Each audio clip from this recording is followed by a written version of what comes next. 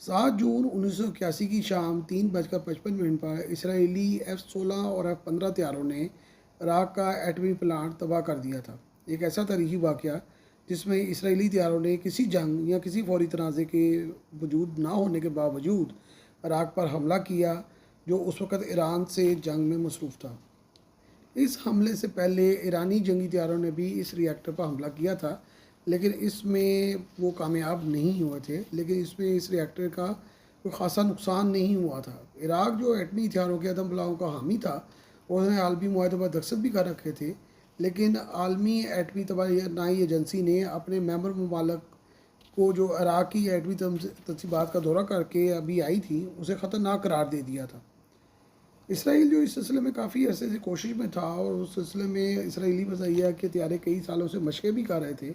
لیکن حملہ نہیں کیا جا رہا تھا۔ اسرائیل سے پہلے ایران اس ری ایکٹر پر حملہ کر چکا تھا، اور ایران کے پاس اس مشن کی تمام تصاویر اور مکمل تفصیلات جو ہیں وہ موجود تھیں، اور خیال کیا جاتا ہے کہ یہ معلومات جو ہیں وہ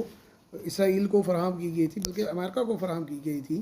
کیونکہ ایران کانٹرا گیٹ سکینڈل ہوا۔ اس سکینڈل میں کچھ لو اور کچھ دو کی بنیاد پر یہ جو چیزیں تھیں وہ امریکہ کو فراہم کی، جہاں سے وہ ساری اٹھ کر اسرائیل کے پاس گئی،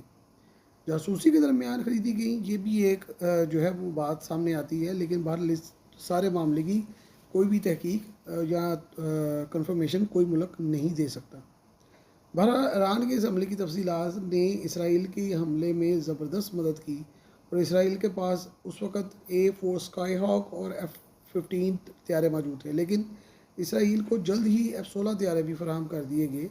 یہ F-16 طیارے ایران کے لیے بنائے گئے تھے، اور اس کا معاہدہ شاہ ایران کے دور میں کیا گیا تھا،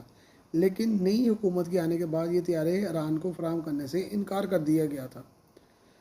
جو اسرائیل کو بعد میں فراہم کر دیے گئے۔ اسرائیلی طیارے آسانی سے عراقی علاقوں کی جاسوسی جو ہے وہ کرتے آئے تھے، جس کے لیے سعودی عربیہ کی فضائی حدود عموماً استعمال کی جاتی تھی۔ فضا میں ریفیولنگ کی سہولت نہ ہونے کی وجہ سے اسرائیلی طیاروں کو اردن اور سعودی عربیہ کے درمیان سے ہو کر گزرنا تھا، تاکہ فیول جو ہے اس کے مسائل پیدا نہ ہوں۔ اسرائیلی F-16A اور F-15 اسٹرائک ایگل نے عراق پر حملہ کیا، اور عراق کا ایٹمی ری ایکٹر مکمل طور پر تباہ ہو گیا۔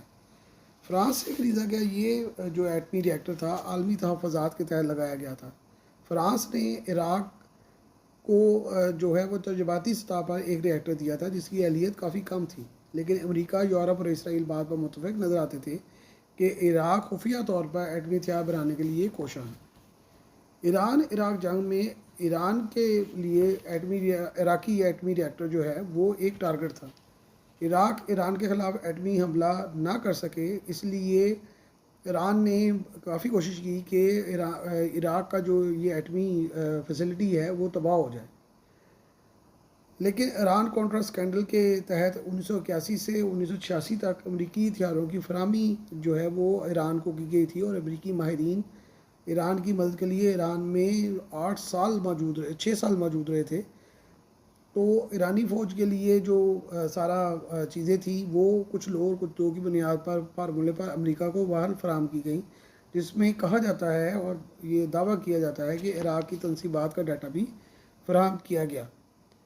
عراق جو روسی اور فرانسیسی ہتھیار استعمال کرتا آیا تھا، اس کے لیے ایٹمی ٹیکنالوجی بہت اہم تھی، کیونکہ عرب اسرائیل جنگ میں شام، عراق، لیبیا اور مصر فرنٹ لائن پہ تھے، اور پاکستان نے ان ممالک کی جو ہے وہ جنگ میں بہت مدد کی تھی۔ خصوصاً پاکستانی پائلٹس نے عرب اسرائیل جنگ میں اہم کردار ادا کیا تھا۔ مصر نے کیمپ ڈیویڈ پر سمجھوتہ کر لیا اور اپنے آپ کو جنگ سے علیحدہ کر لیا، اسرائیل کو تسلیم کر لیا۔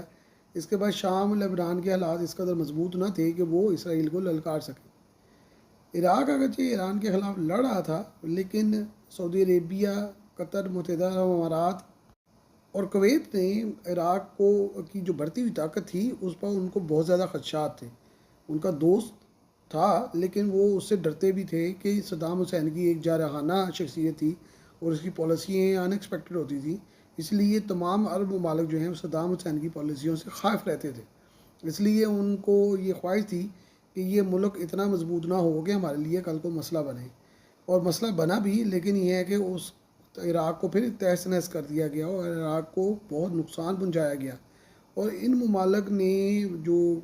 عرب ممالک تھے انہوں نے عراق کی تباہی میں پر نہ صرف خاموشی اختیار کی بلکہ اس میں خاموش امداد بھی فراہم کی، جس کا بعد میں جو ہے وہ امریکہ نے پول کھولا۔